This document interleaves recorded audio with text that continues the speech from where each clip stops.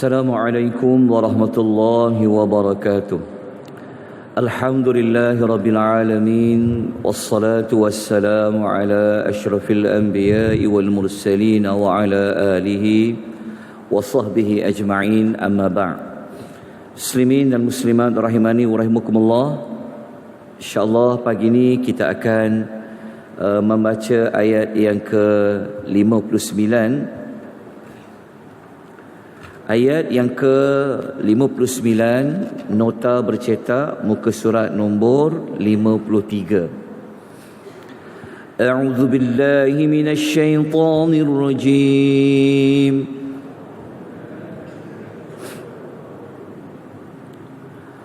Walamma jahazahum bijahazihim qala tuni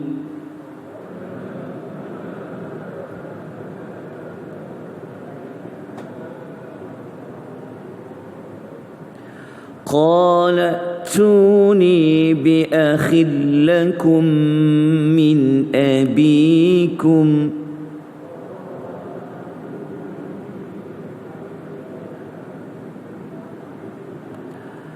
ألا ترون أني أوفي الكيل وأنا خير المنزلين.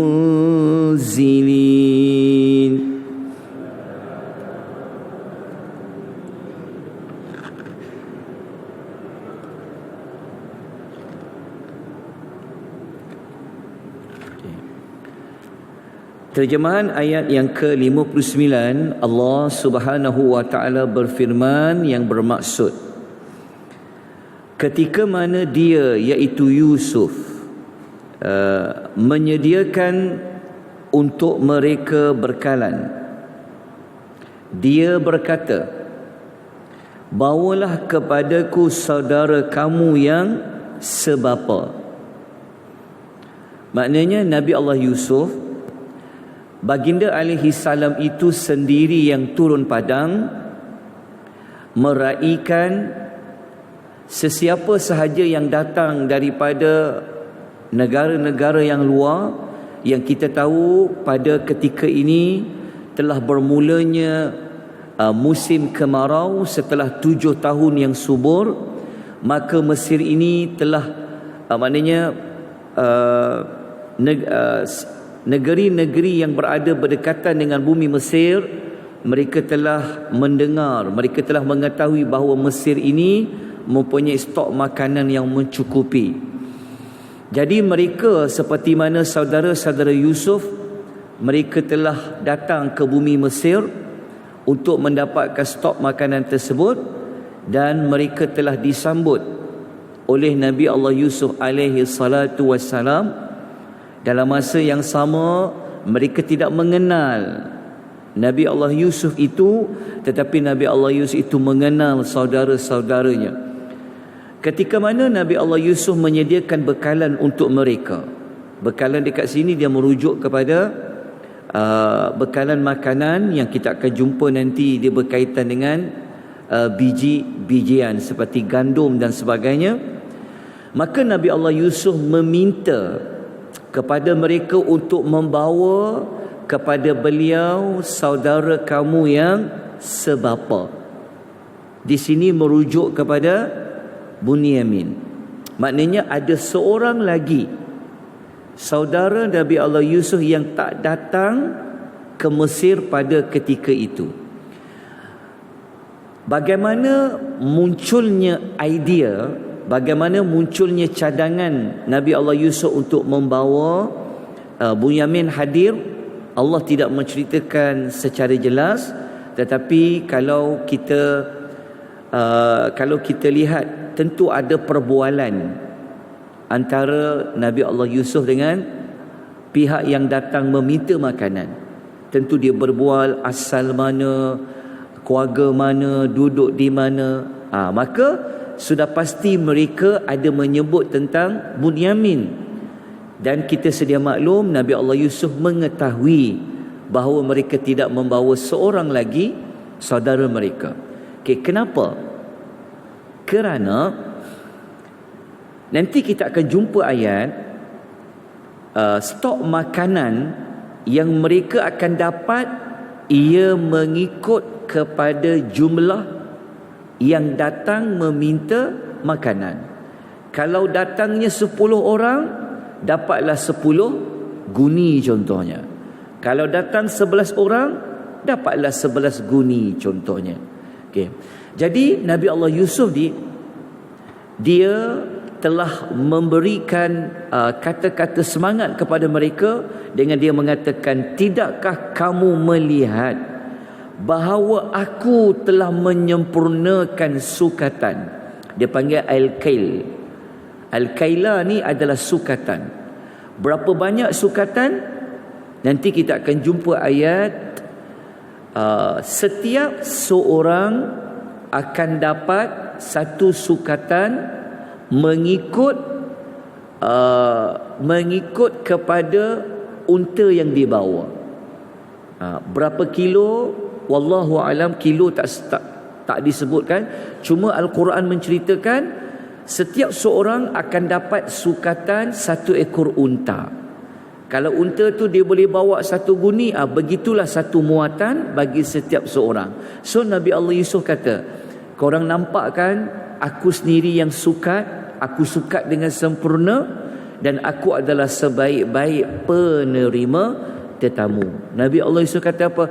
Aku sendiri yang turun padang sambut kamu untuk mendapatkan stok makanan ni. Kamu tak nampak betapa baiknya hati aku kepada kamu.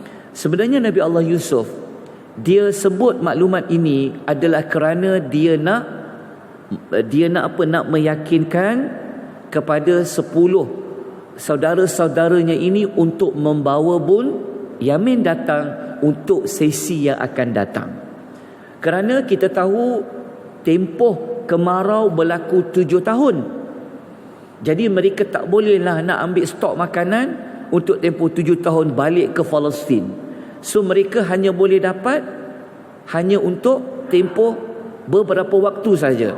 Yang mana habis stok makanan tersebut, mereka akan datang kembali ke Mesir. Baik, daripada ayat ini apa yang kita dapat belajar? Nombor 1, Nabi Allah Yusuf alaihi salatu wassalam tidak membalas dendam terhadap kesalahan yang lalu. Maksudnya Nabi Allah Yusuf ni walaupun dia ada kuasa, dia pemegang kuasa, dialah yang akan ada kuasa untuk nak mengedarkan makanan ataupun tidak. Nabi Allah Yusuf boleh saja halau 10 saudaranya supaya tak dapatkan stok makanan. Tetapi kita dapat belajar, Nabi Allah Yusuf tidak seperti sebahagian daripada kita. Kita kan dengar, kalau berubah je pemerintah, dulu kau musuh aku, tak bagi peruntukan, sekarang aku memerintah pula, macam tu. Jadi sepatutnya siapa yang belajar Quran, dia meyakini ayat Quran, dia faham, dia kena ambil tindakan macam Nabi Allah Yusuf. Siapa saja yang memerintah perlu diberi peruntukan itu sama adil.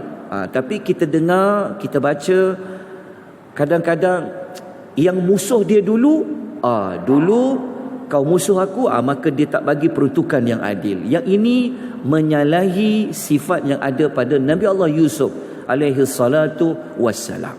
Sepatutnya kita tidak perlu ada sifat dendam. Pendekatan pelajaran yang kedua, Nabi Allah Yusuf ini dia seorang yang bijak. Macam mana dia nak meyakinkan supaya boleh bawa Bunyamin itu kembali? Nabi Allah Yusuf menggunakan pendekatan memberikan motivasi kepada mereka, seperti mana dia kata dia telah sukat dengan sempurna, dia telah menyambut mereka secara turun padang. Baik, pelajaran yang ketiga kita dapat belajar di sini keadilan yang ada pada Nabi Allah Yusuf alaihi salatu wassalam dengan dia menyempurnakan al-kail, iaitu sukatan. Nabi Allah Yusuf dia tak boleh bagi lebih. Sepatutnya dia boleh tak bekalkan, ambil 1 lagi guni, nanti 1 guni ni untuk adik kamu yang tak datang tu, wakilkan untuk dia. Tak ada. Nabi Allah Yusuf, siapa yang datang, itulah sukatan yang dia akan diberikan.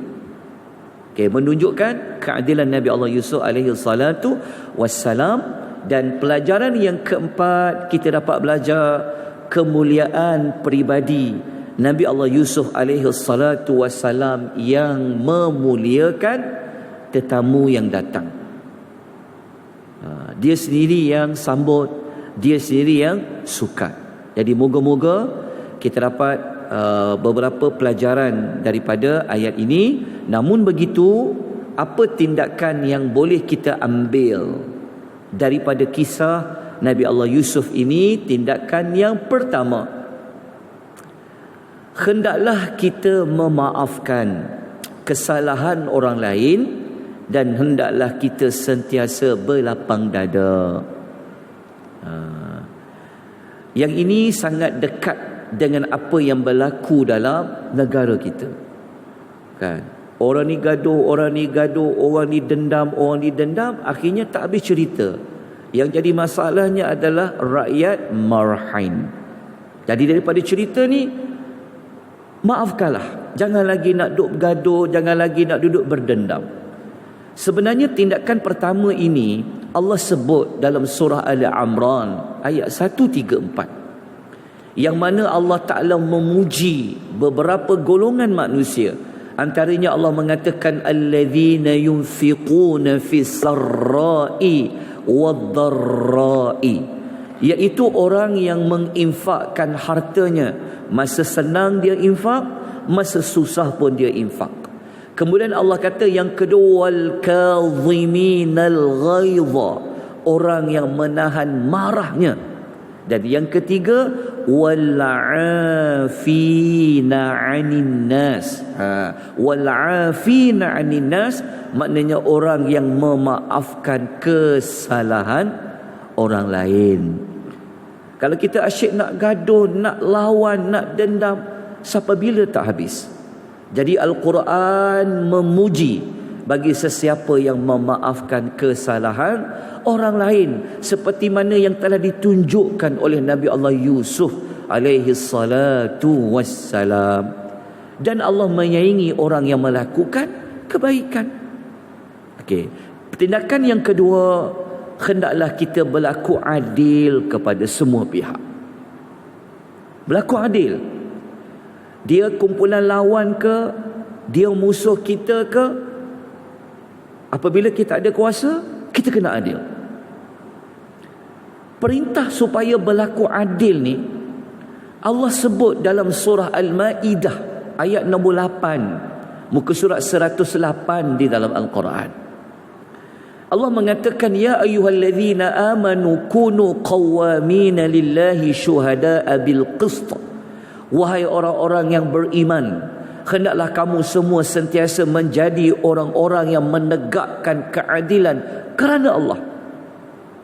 Dapat kuasa Allah bagi, tunaikan kerana Allah. Jangan pandang lagi orang ini musuh, orang ini sekian. Allah kata apa? Wala yajrimannakum syana'anu qaumin alla ta'dilu.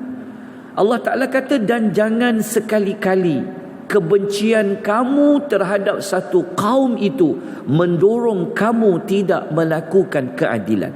Betul tak? Kita benci kat siapa pun, Allah kata jangan sampai kau tak berlaku adil pada dia. Lepas tu Allah pesan sekali lagi, i'dilu huwa aqrabu littaqwa. Hendaklah kamu berlaku adil, kerana sikap adil itu lebih dekat kepada taqwa. Jadi moga-moga kisah Nabi Allah Yusuf, dia berhadapan dengan saudara-saudaranya ini, memberikan kita panduan macam mana kita nak berinteraksi dengan manusia-manusia yang lain. Baik, kita masuk kepada ayat yang ke-60. Ayat 60, muka surat nombor 58. فَإِنْ لَمْ تَأْتُونِي بِهِ فَلَا كَيْلَ لَكُمْ عِنْدِي.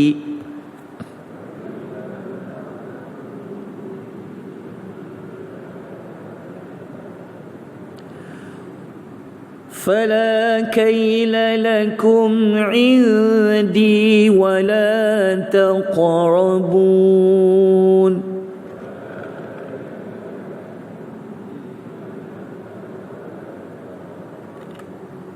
Okay. Nabi Allah Yusuf, beliau menggunakan pendekatan yang kedua adalah pendekatan memberikan ancaman. Nabi Allah Yusuf menakut-nakutkan. Dia kata, tetapi kalau kamu tak bawa seorang lagi adik kamu, iaitu Bunyamin, kepada aku, maka kamu tidak akan ada hak untuk mendapat bekalan makanan daripadaku, dan janganlah kamu bertemu denganku lagi. Ni Nabi Allah Yusuf ni dia gertak. Dia gertak, dia kata kena bawa juga adik seorang lagi saudara kamu. Kalau tak bawa dia, nanti kamu tak akan dapat lagi bekalan makanan. Kenapa Nabi Allah Yusuf gertak macam ni? Ini dia panggil kaedah bagaimana dia nak pastikan Bunyamin datang bersama dengan mereka pada sesi yang akan datang. Baik, kita baca ayat ni, keterangan ayat dia. Oh, tak ada keterangan ayat. Tak apa, kita tengok ayat ke-61. Qalu sanurawidu anhu abah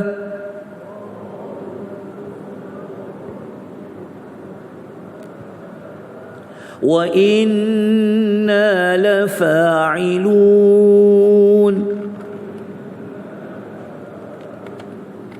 Okay, mereka menjawab, kami akan memujuk bapanya. Jumpa tak perkataan abahu?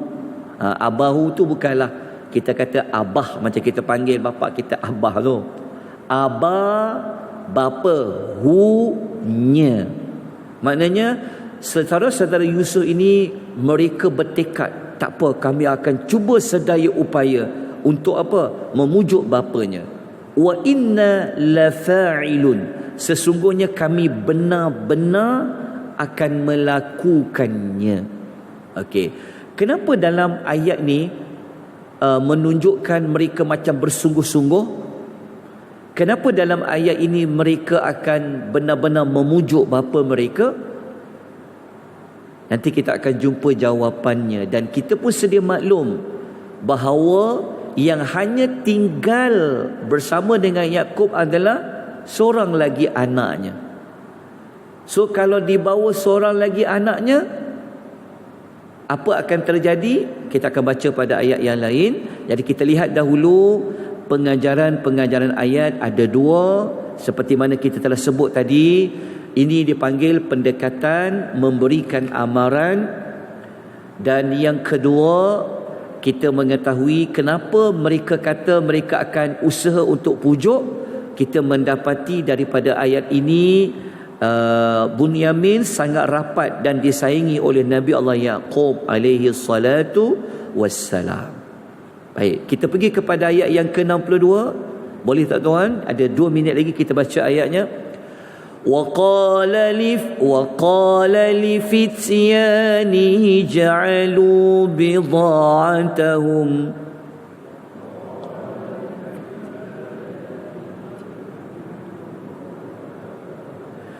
وَقَالَ لِفِتْيَانِهِ جَعَلُوا بِضَاعَتَهُمْ فِي رِحَالِهِمْ لَعَلَّهُمْ يَعْرِفُونَهَا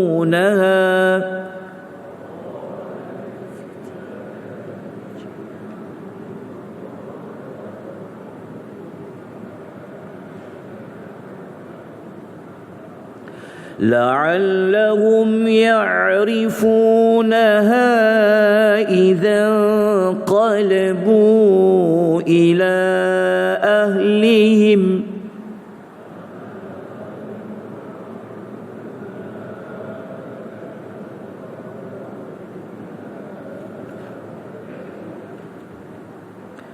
لعلهم يرجعون.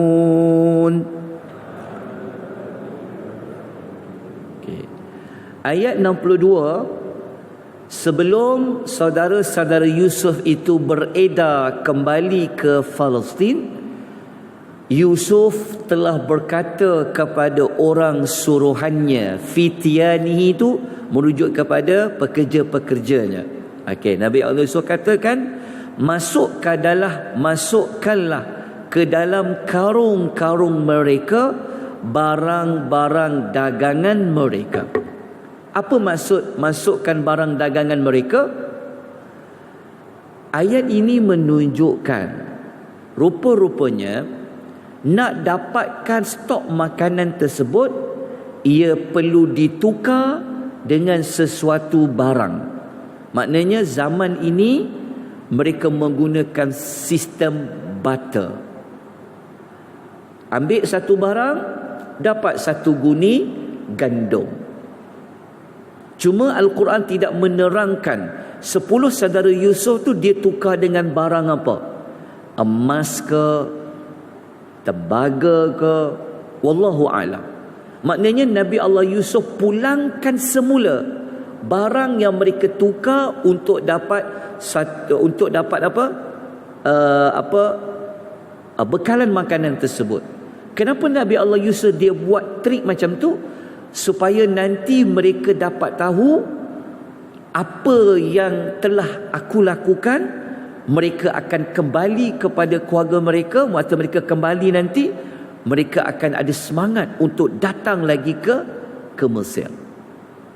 Okay. So ayat ni kita ambil satu, kita tutup dengan pengajaran dibenarkan melakukan strategi yang dibolehkan syarak untuk mencapai suatu tujuan yang dibolehkan. Okay, Nabi Allah Yusuf ni dia telah pulangkan balik barang yang ditukar ganti dengan stok makanan. Kenapa dia buat begini? Sebenarnya dia ada buat satu helah macam mana nak pastikan mereka boleh bawa Bunyamin datang bertemu dengan dia pada pertemuan yang berikutnya. InsyaAllah kita akan ulas sedikit lagi pada hari yang berikutnya. Cukup dengan kadar ini. Esok kita akan masuk kepada ayat yang ke-63. Namun kita akan buat pengulangan sedikit bagi ayat yang telah kita pelajari pada pagi ini. Kita sudahi dengan tasbih kafarah dan suratul Asr.